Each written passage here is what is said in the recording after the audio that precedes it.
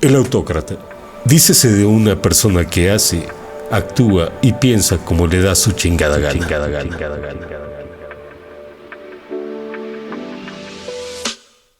Muy buenos días, tardes, noches, como siempre, la hora que tengan me es inverosímil. Les doy la más cordial bienvenida, les mando un saludo fraterno y un abrazo enorme a todos y cada uno de ustedes. Espero que se la pasen muy bien y nuestra solidaridad, nuestro aprecio y toda nuestra empatía a todas aquellas personas que estén sufriendo de COVID, todos aquellos que estén pasando por malos momentos, esperemos que se recuperen pronto, que todo salga bien y nuestros mejores deseos. Y hablo en plural porque tengo un invitado aquí bastante especial, un amigo que conozco desde hace muchísimos años, desde la escuela, de hecho, bueno, él iba en la prepa, yo ya era universitario. Este amigo ha sido escritor, artista plástico, es profesionista y la verdad ha viajado por medio mundo, si no es que más. Carlos Varillas Lima, un gusto tenerte acá, bienvenido. Muchísimas gracias, Chuy, es un gusto poder visitarte en este día y pues básicamente poder aquí charlar un poco de lo que ya acostumbras en el programa, de cosas muy interesantes y pues nada, compartiendo un poco o mucho de lo que sepamos y de la experiencia que tengamos para hablar de temas muy interesantes como tú lo mencionas, lo que podamos aportar, ahí estamos con todo gusto. Pues mira, sobre todo ahorita la intención de esta invitación que le hice a Carlos es compartir estos puntos de vista que él tiene, porque él ha tenido la oportunidad de viajar a muchos países en todo el orbe, a gran cantidad de países. No tengo bien el dato de cuántos países has visitado, pero la experiencia que tienes es bastante amplia. Sí es conocido desde países, lo que son China, asiático, lo que son, hasta donde tengo entendido es China, Norcorea, Japón, etcétera. Son muchísimos. Rusia me parece que también, no estoy seguro. Sí. Y también aquí en Estados Unidos, países de Centro y Sudamérica, no estoy del todo seguro. Y me platicabas que apenas recientemente viajaste a Estados Unidos, a Las Vegas, ahí en Estados Unidos, en octubre, me parece. Así es. ¿Y qué te parece? ¿Cómo has visto el cambio que hay con relación a los viajes internacionales con relación al COVID? Este tema de viajar es sumamente interesante porque pues, al final todos somos ciudadanos del mundo en algún sentido. O sea, en cuanto a la información, el flujo de la misma y demás, al final en estos tiempos estamos interconectados. Con la pandemia se ve una especie de retroceso por el asunto de las restricciones. Sin embargo, el desarrollo de la tecnología, el transporte, etcétera, ha permitido que podamos llegar muy lejos, ¿no? Y no necesariamente seguir esa idea de que viajar es muy caro, por ejemplo, o que es muy difícil y demás, sino más bien, pues al final, durante todo este tiempo que hemos tenido la oportunidad de viajar, hemos intentado demostrar que cualquier persona con un poco de esfuerzo, ya sea de su trabajo, de ahorros, etcétera, puede llegar muy lejos porque al final hay tantas formas de viajar como personas mismas, ¿no? Dependiendo de tu personalidad, de tus intereses, de tus necesidades, etcétera, puedes viajar. Entonces, afortunadamente, gracias a eso, pues conocemos algunos países en este grandioso mundo, poco más de 50 más o menos, porque empezamos a viajar pues desde muy chavos, a los 18 años.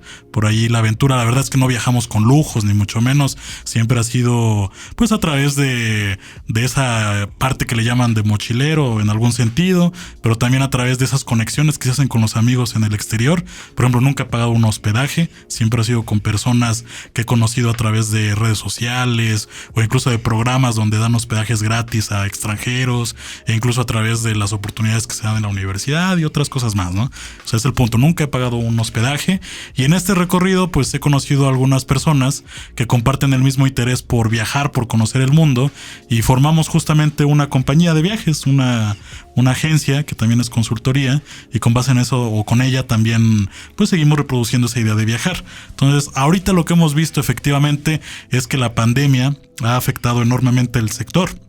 La cuestión de los viajes en muchos países, incluso desde marzo que empezó a verse más el asunto de la pandemia más visible, fue como muchos países en el mundo empezaron a poner restricciones a la entrada y salida de personas, sobre todo bloqueando la actividad turística, y eso hizo, por ejemplo, que pues muchas personas incluso se quedaran atrapadas en algunos países. Ahí, por ejemplo, en ese entonces, en marzo, estábamos en Perú.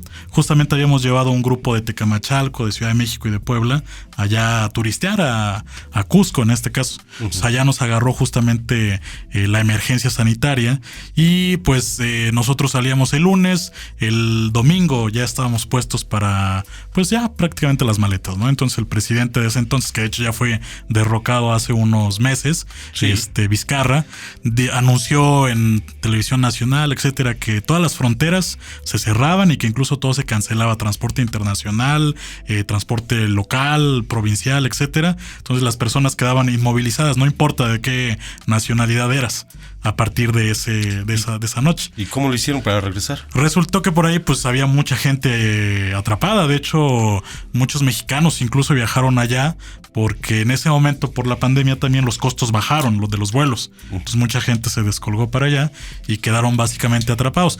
Lo único que pasó fue que el día lunes, afortunadamente, se hizo por ahí un ajuste al decreto y permitieron la salida dentro de las 24 horas después del decreto. O sea, nosotros todavía teníamos vuelo por la mañana el lunes, entonces afortunadamente pudimos salir, pero los que se quedaron allá se quedaron alrededor de un mes esperando a que lo sacaran. Entonces, porque tenían vuelos ya sea esa misma semana o después.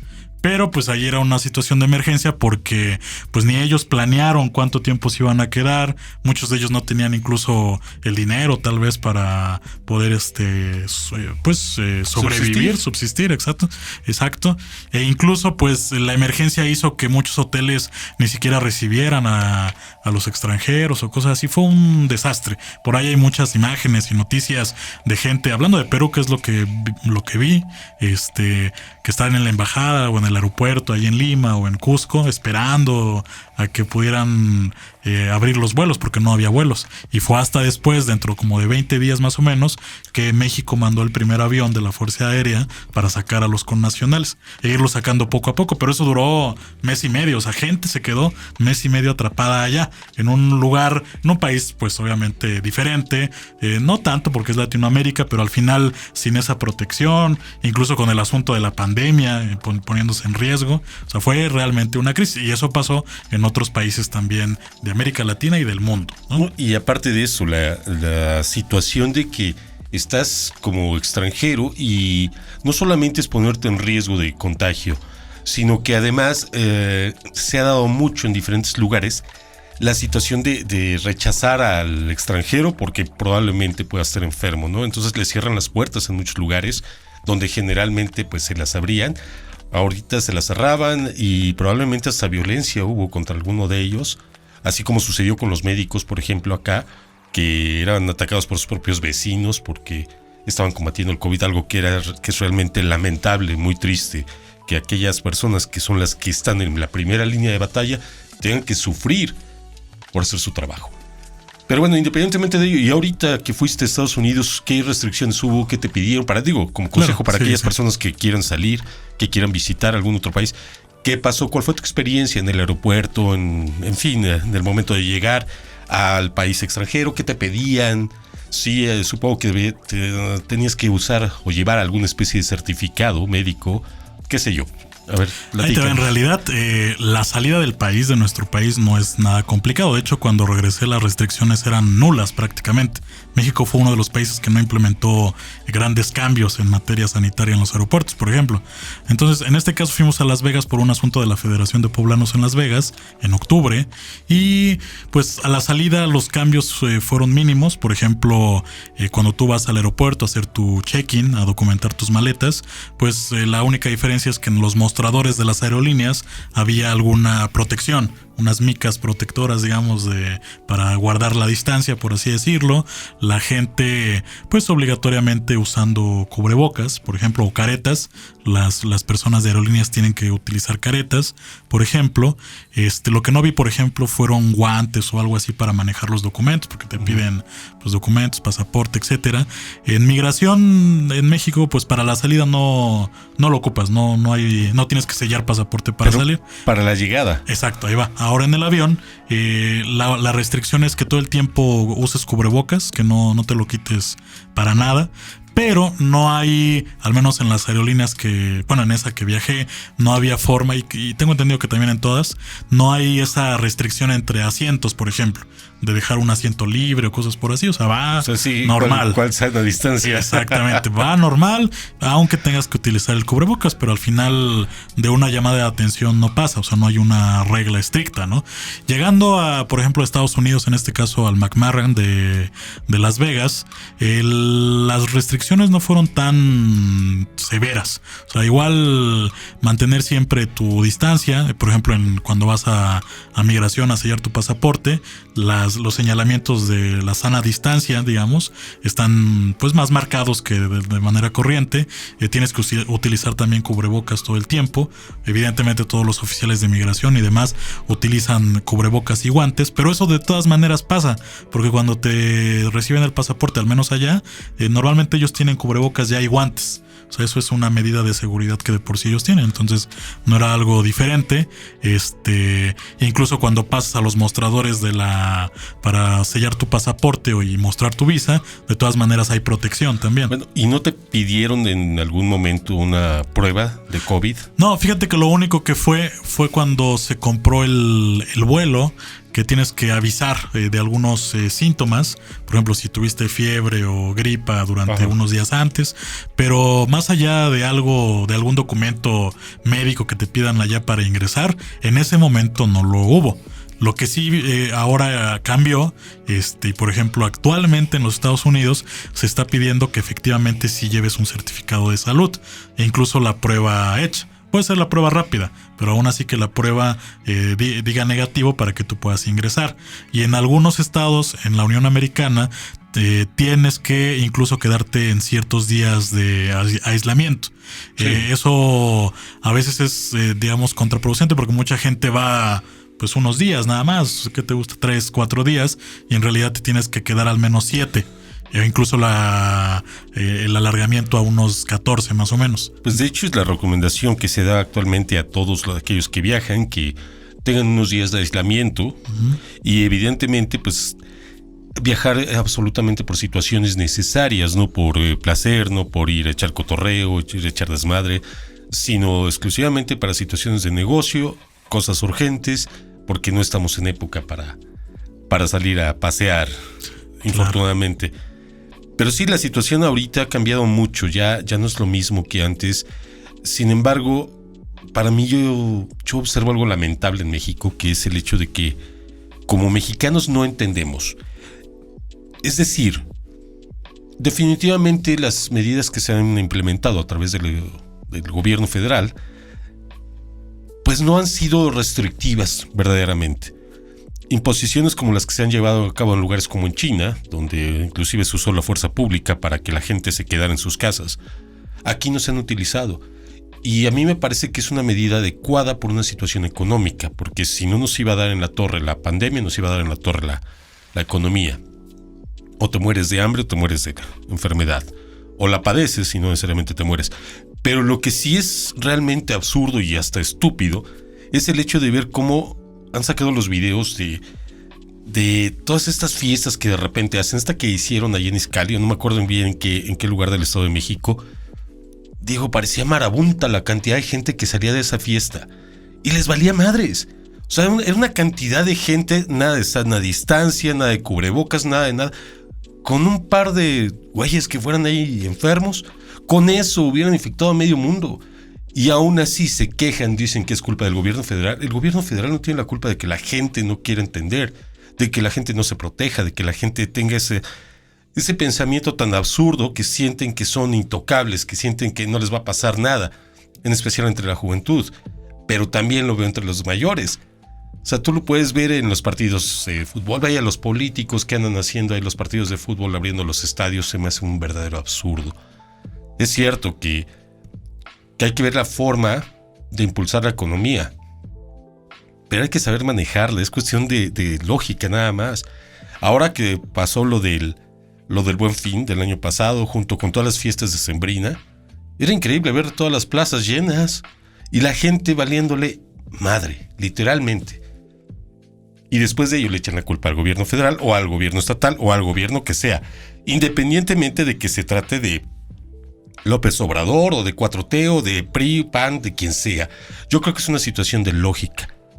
Digo, si tú que tienes padres que son adultos mayores, yo en mi caso, que tengo a mi padre que es adulto mayor, y que convivo con él, pues en definitiva no me voy a estar arriesgando a contagiarlo. Que bueno, en mi caso yo ya tuve COVID, y de hecho me contagió mi padre. Pero bueno, el asunto está en que sí, efectivamente hay muchas personas que no les importa, que les vale gorro. Y ahora viajar también no deja de ser un riesgo. No deja de ser un riesgo. El hecho de viajar ahorita con la situación como está. Y tú en tu negocio, porque déjenme, les comento aquí el negocio que tiene, bueno, vamos a hacerle un pequeño comercial. B&Go. Sí. B&Go es la empresa que maneja aquí Carlos, que es una agencia de viajes, y me decías que es consultoría también. En turismo, sí. ¿Consultoría cómo? Lo que pasa es que esta empresa la planeamos como una empresa tripartita. Lo más comercial es una agencia de viajes. Vendemos paquetes turísticos, vuelos, todos los servicios que tengan que ver con el turismo nacional e internacional, pero la parte de consultoría es una parte especializada. Hacemos estudios en materia turística para el sector público y privado. Por ejemplo, para el público podemos hacer estudios de factibilidad, de analizar o hacer diagnósticos, de manera que podamos ver si en algún punto determinado de una especie de turismo o un tipo de turismo de X naturaleza puede llegar a ser viable, por ejemplo, con un análisis de factibilidad económico, ambiental, etcétera, ¿no? Son estudios que se hacen para que en la materia turística pueda haber desarrollo, pues, de cierta manera sustentable, ¿no? En cada uno de los puntos donde se quiera colocar algún tipo de servicio o insumo turístico, que normalmente el sector público es el que se encarga en algunas áreas de establecer este tipo de planes, o lo requieren. La información al final es muy importante. Y para el privado, pues también, porque hay empresas que solicitan estudios, por ejemplo, algún hotel de reciente creación que necesita un estudio de mercado para ver si va a tener éxito o no, o incluso en estándares de calidad dentro de los propios hoteles, por ejemplo, hay cosas en específico en las que tienen que tener ciertos estándares de calidad o normas incluso que cumplir, así como los restaurantes y los operadores turísticos, etcétera. De eso nos encargamos. Y la tercera parte es una editorial. Hacemos publicaciones que tienen que ver con el turismo, algunas de ellas son un tanto académicas, pero hay una parte también más coloquial que es hablar de viajes, blog de viajes, guías, etcétera. Son esas tres partes las que funcionamos. ¿Y a través de qué métodos podemos conocer tu empresa? O sea, tienes una página en internet, supongo que tienes también, obviamente, tus canales en redes sociales. Sí, efectivamente, estamos en todas las redes sociales. Búsquenlo como B&Go, que en este caso pues se escribe BYGO. Allí nos encuentran en Facebook, sobre todo B&Go, como le dicen algunos, o B&Go, como le dicen otros, tu compañía de viajes. Allí está justamente la página en Facebook. También es B&Go en Instagram, en Twitter también.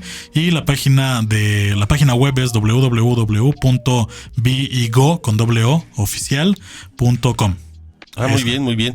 Porque, bueno, siempre es importante conocer, y aparte de ello, honestamente, yo les recomiendo mucho que visiten los canales de aquí de Carlos, no solamente el personal, sino también con relación a su empresa. ¿Por qué? Porque sobre todo aquellos que tengan mucho interés en viajar, van a conocer muchas cosas, van a conocer muchas posibilidades de cómo viajar, a dónde viajar, de qué manera pueden sacar el mayor provecho a su viaje, y aparte conocer lugares espectaculares. Y eso es algo maravilloso que no van a poder encontrar en cualquier lugar, y esto es una de las partes más bonitas que le ha dejado Tecamachalco también.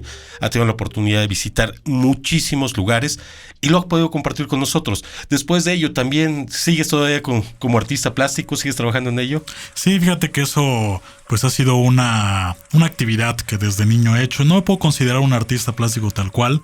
Yo diría incluso que hasta de cierta manera soy aficionado, pero pues al final es algo que se trae, que te mueve, ¿no? Entonces, en realidad toda esta parte artística comenzó cuando era niño.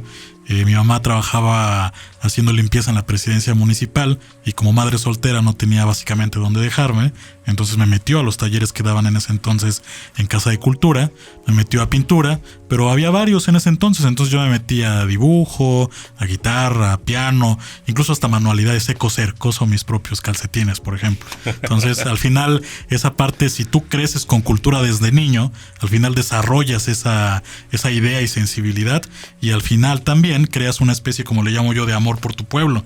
Y eso hace que tanto donde hayas nacido como donde vives, puedas incluso tener esa idea de en algún momento aportar algo a tu comunidad, sea como te digo, donde naciste, creciste, o donde incluso estás viviendo, porque al final la vida nos lleva por diferentes caminos, ¿no? Y recuerdo que también escribías, tienes ese gusto por escribir. Si no mal recuerdo, había, hasta donde yo tenía entendido, tenías 2 libros ya editados, publicados. Diario de una elección, me parece. Sí, así es. Sí, y el otro, no recuerdo bien su nombre. El otro es un libro básicamente de adolescentes, incluso lo hice en ese momento de la vida, se llama La Biblia de la Prepa y justamente tiene que ver con la preparatoria Enrique Cabrera, donde estudié. Pues al final es un lenguaje pues de chavos, ¿no? Así de un tanto de desmadre. El diario de la elección fue más concienzudo, más analizando justamente la elección del 2012 con pues básicamente dimos un seguimiento puntual casi diario de todo lo que acontecía en términos políticos en esa elección que fue también muy importante, y desde la mirada tanto local, porque seguíamos en Tecamachalco, pero seguíamos estudiando en la UNAM en México, entonces el pulso también era pues interesante, ¿no? Porque nos movíamos incluso allá. Wow. Oye, también hay otra situación. ¿Sigues escribiendo para esto? Fíjate que sí sigo escribiendo. No he publicado más por la cuestión académica. Los estudios que pues, afortunadamente seguimos estudiando en el asunto del doctorado, que es en estudios latinoamericanos, es muy interesante también. Entonces a raíz de eso hemos estado publicando, pero cosas que tienen que ver justamente con estudios, por ejemplo, de sustentabilidad ambiental, la cuestión del hambre, el agua, que es un tema muy importante en Tecamachalco, o sea, cosas más desde la academia, desde los estudios latinoamericanos regionales, y básicamente para revistas académicas o incluso algunas publicaciones que se hacen desde la UNAM y desde otros lados, aunque la verdad a mí me gusta escribir muchas cosas. Por ejemplo, he escrito para revistas que tienen que ver con la cultura y el turismo. Hay una publicación reciente que es sobre las cárceles mexicanas, de cómo las cárceles de principios del siglo XX, incluso antes, se reconvirtieron esas cárceles tan horrorosas, por así decirlo, como San Juan de Ulúa, que tiene una historia mucho más antigua y hasta trágica. Lecumberri, por ejemplo, e incluso una cárcel que en realidad es calabozo en Palmar de Bravo, que se llama actualmente la Casa del Perdón, donde en la época de la independencia Nicolás Bravo perdonó a 300 soldados realistas, es decir, del bando contrario, y se conoce por la Casa del Perdón, pero en realidad son calabozos, ¿no? Y la idea de ese artículo es demostrar cómo ese tipo de lugares tienen un proceso de reconversión. Por ejemplo, San Juan de Ulúa hoy día es un centro turístico. Claro. ¿No? Lecumberri hoy en día es el Archivo General de la Nación, ¿no? Sí. Y en el caso de Palmar, hoy en día alberga, por ejemplo, una cuestión cívica que es la Casa Ejidal, ¿no? Entonces, ¿cómo se reconvirtieron esos espacios de muerte, de tortura, incluso de persecución política, etcétera, a este tipo de espacios? O sea, al final es una reconversión, ¿no? Entonces, por ejemplo, he escrito eso, cuestiones de las universidades comparando. Algo también interesante, por ejemplo, pero es muy académico, es la comparación entre la central de Huixcolotl, la que tenemos acá, en cómo hace esa especie de articulador entre centros de producción agrícola y centros de comercialización, y que de hecho encontré que se parece muchísimo, no tienes idea cómo se parece a una central de abastos que está en Brasil, en Fortaleza. Fortaleza es una ciudad que está en el norte de Brasil, el estado se llama Ceará y el mercado se llama Maracanã. Estar ahí es como estar acá. Incluso la conexión con ciudades como Tecamachalco o Puebla u otros municipios es muy parecida. Hasta tú pones los dos mapas donde tan solo en Google Maps los pones, la comparación incluso física o geográfica es pues muy interesante, muy impresionante, y las relaciones que se dan ahí de todo tipo, tanto comercial como sociales, etcétera, son igual muy parecidas. Entonces es también un estudio interesante. O sea, me he dedicado más a escribir ese tipo de cosas. Ya, pero son artículos, ¿no? Me parece. Son artículos. Esto lo último que te digo es básicamente una tesis. Está en proceso de ser empezó como un capítulo de un libro que va a sacar el Centro de Estudios Latinoamericanos, pero en realidad pues está ahí convirtiéndose en un libro también. Y es que también has estado trabajando, como lo mencionas, allá en Las Vegas, con este equipo de trabajo, ¿no? Con relación a los mexicanos allá. Sí. Sí. Es que también, bueno, le ha metido mucho a lo social aquí, Carlos. Y ahorita tienes intereses políticos, ¿verdad? Así es. ¿Cómo ves tú la situación, para empezar, nacional, antes de llegar a alguna otra cosa? ¿Cómo es la situación nacional? ¿Qué te parece? ¿Qué piensas? Yo pienso que vivimos en un momento muy trascendental para nuestra vida personal, pero también colectiva. El hecho de que haya una transformación, pienso que es algo que sí estamos viviendo en algún sentido.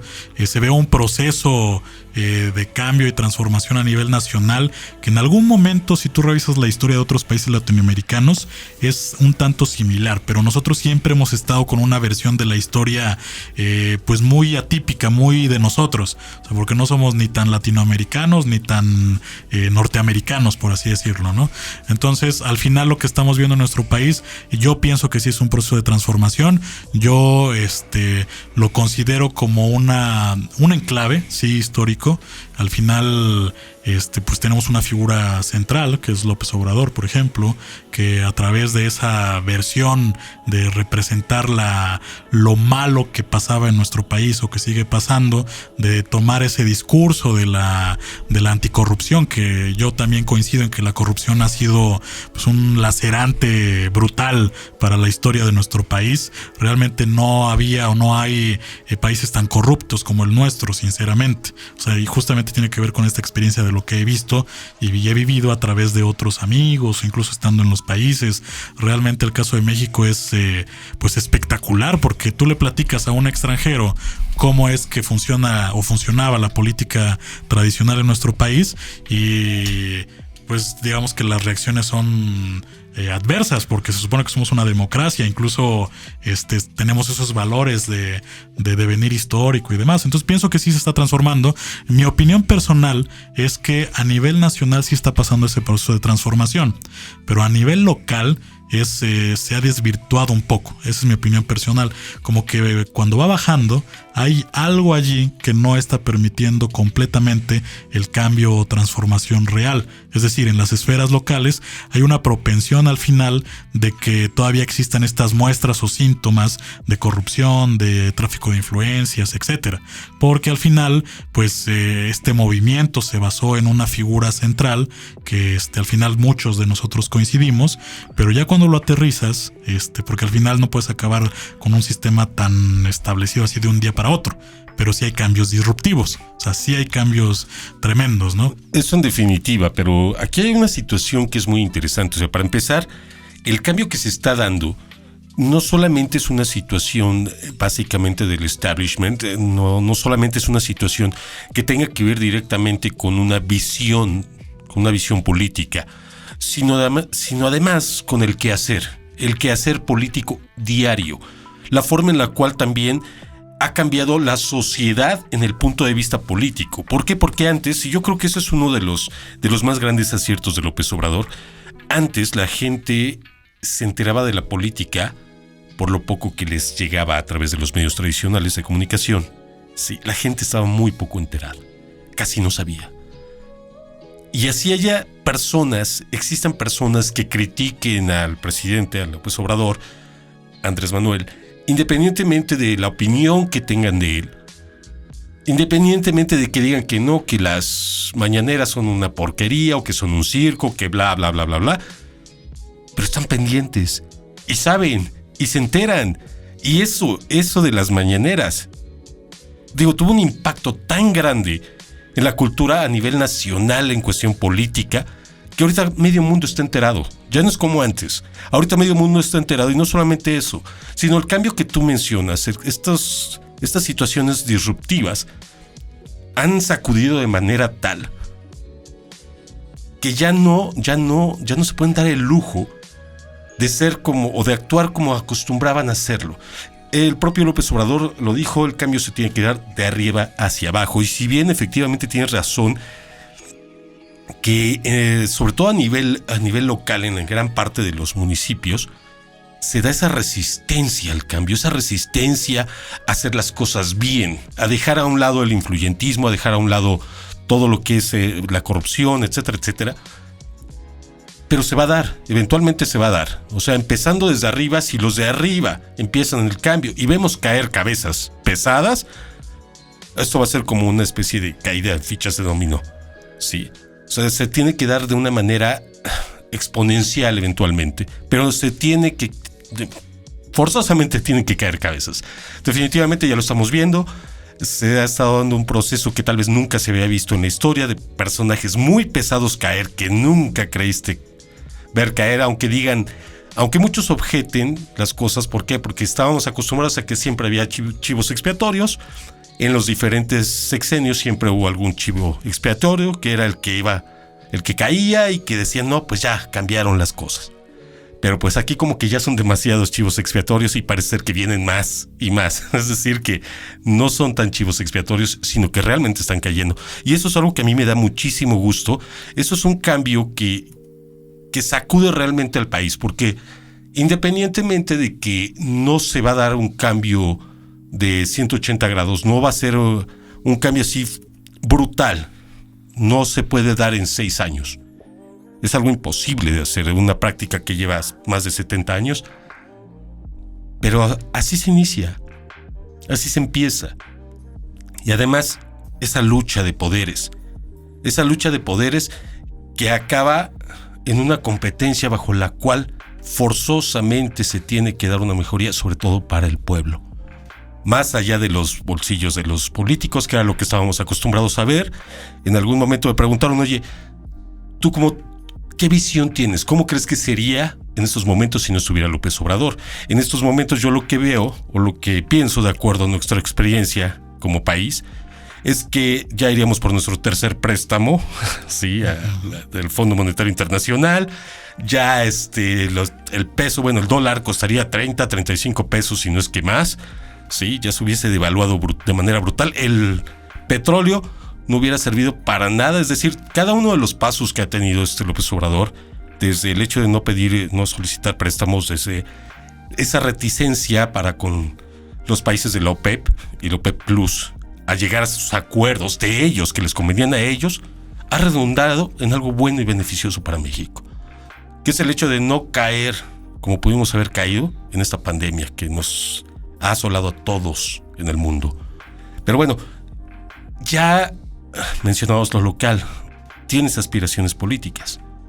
Sí, fíjate que justamente hace un mes, durante todo el mes pasado, estuvimos en un proceso de recabación de firmas porque el movimiento es un movimiento independiente que tiene justamente que ver con esta reivindicación desde lo local hacia lo que está pasando en nuestros municipios, ¿no?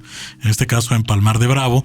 Y la idea justamente es eso, no permitir que al final los intereses personales, intereses económicos, intereses rapaces y demás puedan seguir subsistiendo. Sobre todo porque vemos pueblos que en su mayoría están rezagados por mucho tiempo. Hay incluso todavía esa parte de olvido hasta histórico de algunos lugares donde se ha dejado de lado de que en realidad la gente es la que al final pues es el motor de cambio de cualquier lugar y no se le toma en cuenta. Tú, como lo decías hace rato, la gente está cada vez más informada, incluso hay una mentalidad, siento yo, distinta, porque lo vimos durante este periodo que estuvimos recabando firmas. Al final los independientes sí de cierta manera piden permiso al pueblo para poder participar a través de las firmas. Claro, habrá que ver casos en específico porque pues también hay de independientes a independientes, unos que no son tan independientes, ¿no? Pero en este caso, y no es por defendernos, pues estamos enarbolando una causa que vemos como, al menos en términos ideológicos, bien sustentada. La idea es justamente detener esa parte utilizando otras palabras también, de saqueo, de atraso, etcétera, que tienen nuestros pueblos, pero a través de gente que ha estado haciendo labor social constante y permanente en diferentes comunidades y que jamás ha estado en estos aspectos políticos, y que si bien muchos dicen que la falta de experiencia puede hacer que nos coman, al final la experiencia se ve en otro punto, que es la labor social. Si tú amas a tus pueblos y desde tu trinchera haces algo que cambie de manera disruptiva a tu comunidad, o al menos inicias esa parte de proyectos y de cambios disruptivos, pues al final, si nos juntamos, si nos unimos, así surgen todos los movimientos sociales, podemos llegar a realmente proponer algo o tener una propuesta diferente. El objetivo no ha sido tal cual digamos, la presidencia o algo por el estilo. El objetivo es cambiar el cambio de mentalidades a nivel local.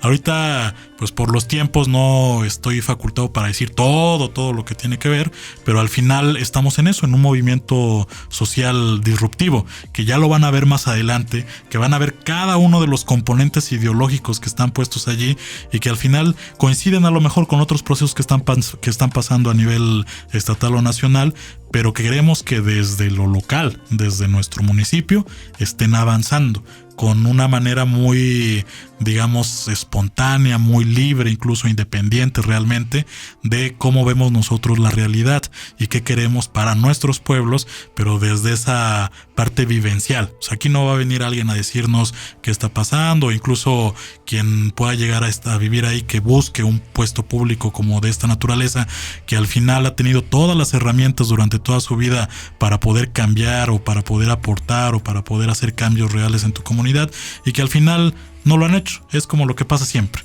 Ahorita cada 3 años a nivel local se aparecen las personas más caritativas que vemos en nuestras regiones, la gente que siempre ha ayudado al pueblo, la gente que se preocupa, que incluso se quita el pan de la boca por dártelo, y al final es gente que no hemos visto antes. O sea, que realmente durante unos meses es donde vemos por propaganda, etcétera, y después, si no prosperan sus intereses, pues se pierden y en algún otro momento regresan. Es como una temporada, ¿no? Sí, pero también es cierto que llegan mucho esa situación de estos personajes que cada 3 años prometen ser diferentes, como dice la canción, cada 3 años prometen cambiar, y que al final de cuentas sigue siendo pan con lo mismo. Sin embargo, aquí sí hay algo que a mí me interesa mucho, sí hay algo que a mí me gustaría mucho explotar, como para empezar como programa, como el Autócrata, después de ello como movimiento, que es The Smokers, porque en The Smokers buscamos darle voz y darle un espacio, un lugar a todas aquellas voces que tienen algo que decir, pero que además es algo interesante que decir, sobre todo que esté enfocado a lo cultural, que esté enfocado a lo social, que tenga algo que aportarle a nuestra sociedad, ¿sí? Y entre las cosas que a mí más me interesa es esa liga que tiene que existir entre mexicanos, esa liga, esa fusión que tiene que existir sentimental, si lo quieren ver así, ver el modo o la manera de conectarnos todos como verdaderos mexicanos, porque si bien es cierto que la transformación que está viviendo ahorita México se vive de una manera tan dividida. O sea, tú básicamente ves 2 Méxicos totalmente diferentes. Uno aparófobo, uno racista, xenófobo, con miedo al cambio, que critica mucho las cosas, que tacha de ignorantes, de tontos, de mantenidos, de holgazanes, a todos aquellos que de alguna manera buscamos cambiarles el estilo del antiguo PRI, del PRIAN. Pero lo que realmente tenemos que hacer es buscar una unidad como mexicanos, ese cariño que nos une como mexicanos. Hay cosas que todos los mexicanos compartimos, que son comunes a nosotros, inclusive con los pueblos latinoamericanos, ¿sí? Todos somos básicamente hermanos. Entonces hay que buscar esos lazos que nos puedan unir, pero no solamente identificarnos como mexicanos, sino además buscar el beneficio para todos, que sea algo común. Generalmente entre los propios, por ejemplo, presidentes municipales en los diferentes municipios suele haber hasta competencia entre ellos y se tiran unos a los otros y se dicen, y es una política horrible para mí desde mi punto de vista. O sea, se tiene que cambiar esa visión de estar como en competencia constante con otros políticos. Cuando la verdadera competencia política se da, que es durante la elección, una vez finiquitada, deberían de hacer a un lado sus diferencias y buscar trabajar al unísono. Buscar realmente el crecimiento regional, posteriormente estatal, posteriormente nacional. Pero sí necesitamos buscar esa identidad como mexicanos. Y yo creo que esa identidad está en la cultura, en el quehacer cultural, en todo lo que son las expresiones tanto artísticas como culturales que tenemos como pueblo. Digo, ¿cuántos artistas no hay en la región que tienen sus diferentes nichos y sus diferentes formas de expresión y que no hay nadie que los escuche, no hay nadie que les ponga atención, no hay nadie que les dé un espacio? Y la verdad es que hacen algo maravilloso, y es tan maravilloso que lo llegan a copiar grandes artistas a nivel internacional. Extranjeros llegan y no hay quien defienda a esta gente que les copian sus diseños, por ejemplo, a aquellos artistas textiles que hay, ¿sí? Tanto oaxaqueños, poblanos, guerrerenses, etcétera, etcétera. Y ni siquiera saben. Muchos extranjeros llegan acá, se llevan las obras de arte mexicanas por centavos, por una bicoca, y lo venden en el extranjero a un precio exorbitante. ¿Y qué hacemos nosotros? Nada. O sea, existe ese malinchismo de repente de que está hecho en México, está mal hecho. Y no es así. Entonces, en ese rubro yo creo que sí es importante que se den los movimientos, por ejemplo, como el que tú representas ahorita, y aparte buscar esa hermandad con otros municipios, eventualmente establecer puentes, lazos entre todos y cada uno de ellos. Pero pues para todo eso se requiere un esfuerzo colectivo, no puede ser el esfuerzo de una sola persona. Si bien es cierto que existen personas que llegan a ser fundamentales, por ejemplo, en este caso, López Obrador es el detonante de este tipo de situaciones a nivel nacional. Pero en cada municipio, en cada lugar, yo creo que hay siempre un líder que tiene la capacidad de ser el detonante en su propia localidad y que puede llegar a cambiar esta situación. Y si todos estos líderes, que muchos de ellos son jóvenes, se empiezan a hermanar, se empiezan realmente a apoyar entre ellos o entre nosotros, sí hay mucha posibilidad de cambio. Pero se tiene que buscar esa situación de los lazos que compartimos como mexicanos, ¿sí?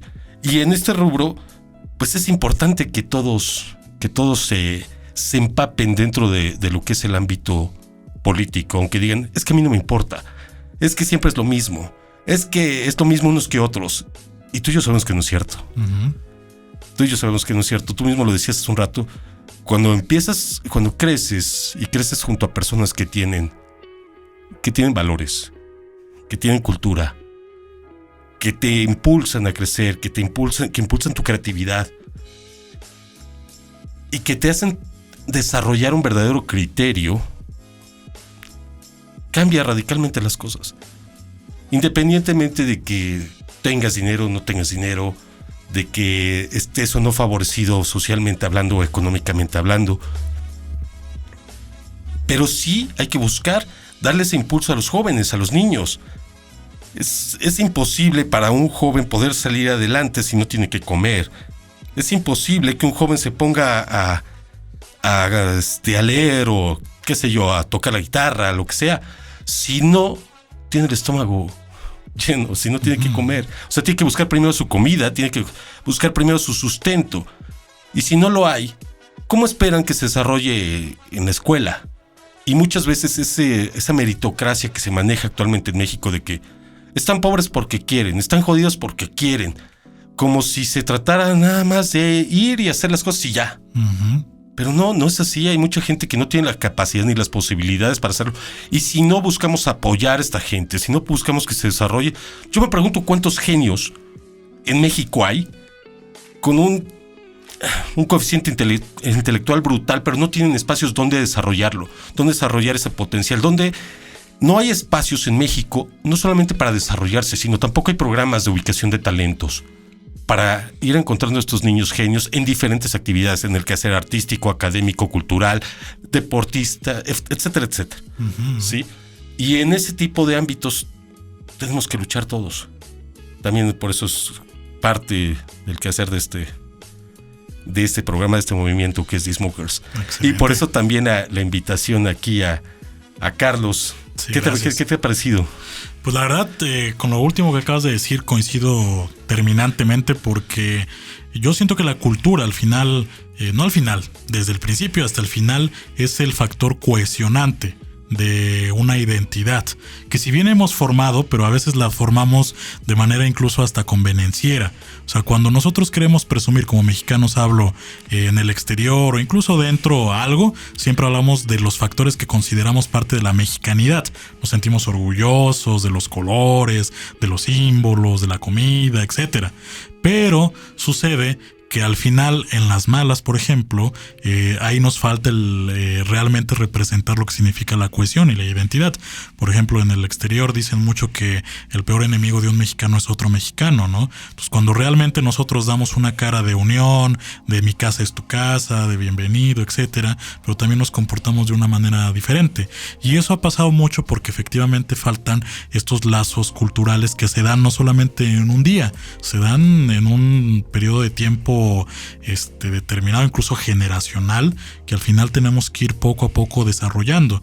El factor de la unión siento yo que es fundamental y la cultura lo provoca. Yo he visto muchos casos donde la cultura al final es un cohesionante, o sea, hace que se articulen a las personas y no solamente que la gente que está en el medio artístico, por ejemplo, se una y haga proyectos y demás, sino lo veo cuando personas interesadas en crear identidad, en hacer cosas por sus pueblos, en alguna inquietud que se tenga, empiezan justamente a accionarse, a conocer a otros, y empezar a trabajar juntos, etcétera. Esa es la manera que yo creo que es mejor para poder llegar a este punto final, que es el de tener esa cohesión social.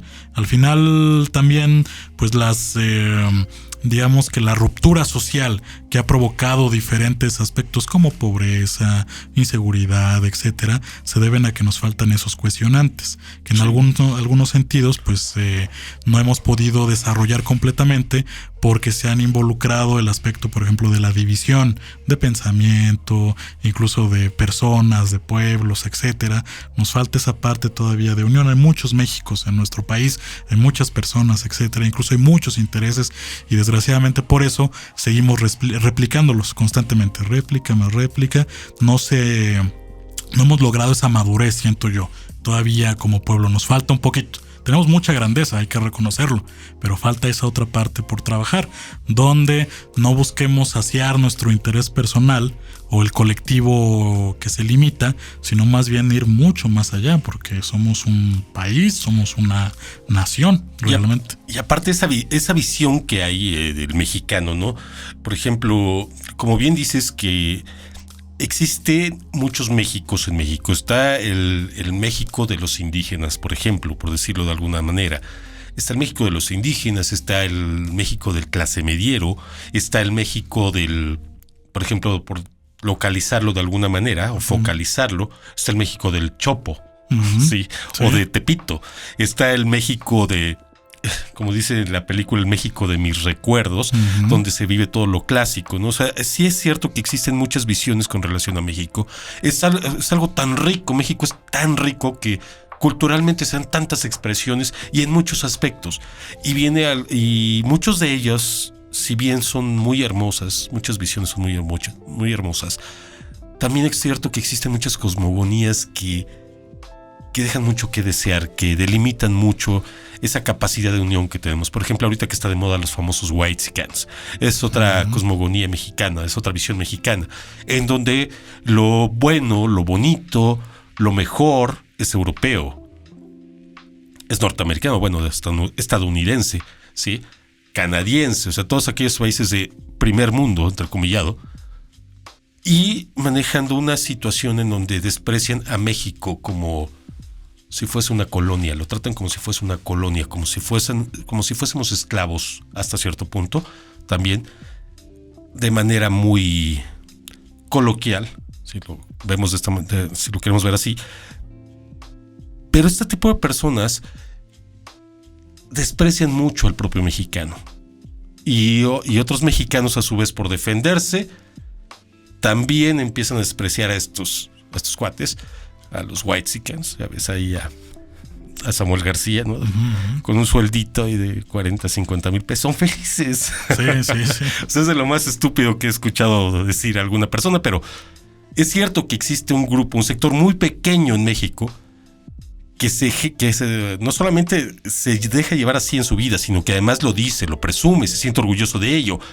Piensa que todo lo máximo es el consumismo, piensa que todo lo máximo se trata de lo que yo tengo y ustedes no tienen, en lugar de los privilegiados. Es aquel que llega y te presume con su playerita, sí, con un diseño oaxaqueño, pero desprecia a la señora de las tortillas que está vendiendo de repente ahí con su puestecito, o a la señora que está ahí con sus artesanías de repente en el piso vendiéndolas.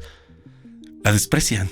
Sí. A ver, ¿dónde está tu mexicanidad esa que tanto presumes de que mira mi diseño oaxaqueño, ¿sabes?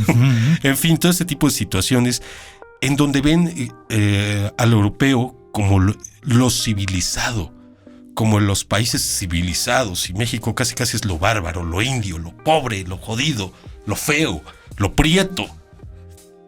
O sea, es algo tan absurdo. ¿Por qué? Porque para empezar, si chequeamos tan solo durante la época de la conquista, si comparamos civilizaciones, las civilizaciones mesoamericanas y precolombinas, en comparación, ahora si las comparamos con los europeos, ¿quiénes eran los civilizados? Ahí se ve claramente. O sea, ¿quiénes eran los civilizados? Estamos hablando de gente sumamente limpia, sí, de gente que practicaba ya la profilaxis, de gente que tenía un conocimiento matemático, astronómico brutal, un desarrollo de ciencia brutal. Aquí todo el mundo sabía que la Tierra redonda, nada de movimientos de la Tierra plana. Pero bueno, mientras que en Europa, pues, ¿qué sabían? O sea, realmente eran muy ignorantes en muchos aspectos y su civilización estaba basada en la barbarie. Sí. Es decir, ¿qué tiempo tiene esa famosa Europa civilizada? Muy poco. Los últimos 50 años, 100 claro. años. Pero todo lo anterior a ello fue una Europa bárbara. Tal vez lo más civilizado que hubo en su momento fue el Imperio Romano. Y entrecomillado también.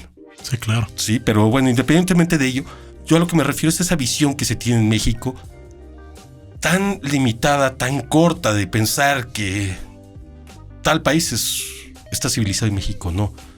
Cuando México tiene una belleza pero tan grande, o sea, en el aspecto desde la cultura, la comida, todo lo que tú quieras observar en México, encuentras cosas maravillosas, desde los paisajes, los lugares que puedes visitar, las lenguas, las diferentes lenguas que se manejan en México, que son muchísimas. Sí. Tan solo en Oaxaca son más de 30 diferentes lenguas, ¿sí? O sea, es increíble todo lo que se llega a manejar en México. Es decir, todos los grandes idiomas que hubo en México, muchos de ellos ya desaparecieron, muchos todavía sobreviven limitadamente. Pero generalmente estaban basados en ideogramas. Cada una de sus letras, de sus símbolos, tenía una representación de una idea. Y aparte de eso, manejan ese misticismo, esa magia, si tú lo quieres ver así, hasta poético, esa expresión hasta poética en cada una de sus palabras. Por ejemplo, no nos vamos lejos. Aquí mismo en este estudio, en The Smokers, tenemos un programa que se llama Chilaquil, donde hacemos básicamente un chilaquil de todos los locutores que trabajamos acá. Okay. Y el programa empieza diciendo que estamos transmitiendo desde la Quijada de Piedra en el ombligo de la luna, que básicamente es Tecamachalco, sí, en México. Sí. O sea, es tan hermoso lo que significan los nombres de cada uno de los lugares: Tecamachalco, la Quijada de Piedra, y México en el ombligo de la luna. Sí, es algo maravilloso, y ese misticismo que maneja cada una de las palabras es algo brutal. Y sin embargo, nuevamente existe una división enorme, social, económica, en cuestión de visión, y yo creo que no debería de ser así. Necesitamos desarrollar una empatía por aquellas personas que hacen un trabajo excepcional, brutal, nuestros artistas, nuestros escritores, etcétera, etcétera. Pero yo no hablo de un Jaime, un Aguilar Camino, qué sé yo. Sí. Todos aquellos que básicamente usan su pluma para pura conveniencia. Me refiero a verdaderos escritores, me refiero a verdaderos poetas, me refiero a dar expresión, luz, el spotlight para estas personas. Y mira, hablando de whitexicans, yo también manejando anglicismos. Exactamente. Pero bueno, yo en mi caso todavía se entiende, porque de alguna manera yo cuando crecí también, aprendí los dos idiomas, inglés y español, casi a la par, porque yo era muy niño cuando estuvimos viviendo allá. Entonces, si bien lo dejé mucho y ahorita ya no lo hablo como antes, o como cuando era niño, pero se te quedan esas palabras y muchas veces cuando no te acuerdas de una palabra en español lo dices en mi caso en inglés o en otro idioma cuando manejas más de un idioma. Pero así está la situación. Tú, independientemente de todo ello, la situación económica, ¿qué te parece? ¿Qué piensas? Siempre ha sido un tema. Creo que la época donde nos tocó vivir fue una época pues que se ve cargada por algunos aspectos, como por ejemplo la cuestión de mercado, que es siento yo, una ola tremenda que hace y provoca que los seres humanos nos volquemos hacia el consumo, estemos bombardeados de todos lados para replicar esa parte de consumir, donde las empresas, las marcas, etcétera. Ahora es más fácil ver una marca y asimilarla, porque toda esa carga que se ha metido tan visual, tan de significado, es mucho más potente a veces que lo que se hace en otros aspectos. No que lo sea realmente, sino cómo las personas han desarrollado esa parte de asimilar más rápido una marca que, por ejemplo, algo identitario, social o cultural, desgraciadamente, ¿no? Entonces nos ha tocado ese punto. Decían por ahí que pues una de las cosas más difíciles para nuestro país es estar cerca de un vecino pues de esa naturaleza, el que más consume. Exactamente, el centro del consumismo mundial, y al final pues evidentemente tenemos los estragos. A mucha gente le provoca un poco de curiosidad el por qué en nuestro país no se habla inglés tan comúnmente. Estamos tan cerca de Canadá, Estados Unidos, y en México pues no es tan común, de hecho, ver a muchas personas hablar inglés. Tal vez en la frontera, ¿no? En la frontera, claro, pero en general, porque al final más del 80% del comercio está con ellos, con los Estados Unidos. Y es bien curioso y habrá que analizarlo porque, por ejemplo, he estado en otros lados que no tienen nada que ver incluso con Estados Unidos. Por ejemplo, el caso de Jordania o incluso Egipto, donde el inglés es una lengua que se ha desarrollado mucho. O sea, hasta vas ahí con un taxista o con la gente que está en la calle, etcétera, y puedes hablar inglés y sí te entienden y sí te responden en inglés. Cuando, por ejemplo, aquí en México vemos que el inglés es a veces hasta segregado, o sea, para determinadas personas, ¿no?, que tienen acceso a poder estudiarlo, ¿no? Entonces, eso se ve, siento yo, distinto. Y en términos económicos, pienso que nos han tocado ya varios embates o muestras de la crisis justamente del capitalismo, del neoliberalismo, que ha sido estas crisis tan constantes que hemos tenido, 2003, 2008, 2013, incluso ahorita estamos a la antesala, si no es que ya viviéndola, una crisis económica de un aspecto brutal que en este caso es una enfermedad, no una pandemia, que ha habido enfermedades contagiosas y que se propagan rápido durante mucho tiempo. Sí estamos a lo mejor más preparados, pero al final esto que se está viviendo pues nos pone en perspectiva, nos da esa parte de qué tan vulnerables somos, porque siento yo que lo más difícil no es tanto la cuestión salud, que lo es, la vida, la salud es lo más importante, sino lo que viene después, la ola. Pero ¿no te parece que también esta situación de la pandemia, el hecho de que ahorita estemos más preparados, entre comillas también, o sea, sí estamos más preparados por el desarrollo tecnológico que hay, pero también es una respuesta de los medios de comunicación de qué tan masivos se han vuelto ya a través de, sobre todo, la internet, con la llegada del internet? ¿Por qué? Porque hubo un momento, por ejemplo, durante la fiebre española. En la fiebre española yo creo que la gente ni se enteraba. Solo veían que se morían y luego a lo mejor no sabían ni por qué. Claro. No sabían tal vez ni cuidarse, ni mucho menos. Y así en diferentes pandemias que han existido en la historia de la humanidad, que han muerto miles de millones, ¿sí? Pues realmente la gente no se enteraba. O sea, lo veía tal vez localmente, que algo les pasaba, pero no sabían que era algo mundial, ¿sí? O nacional en su momento.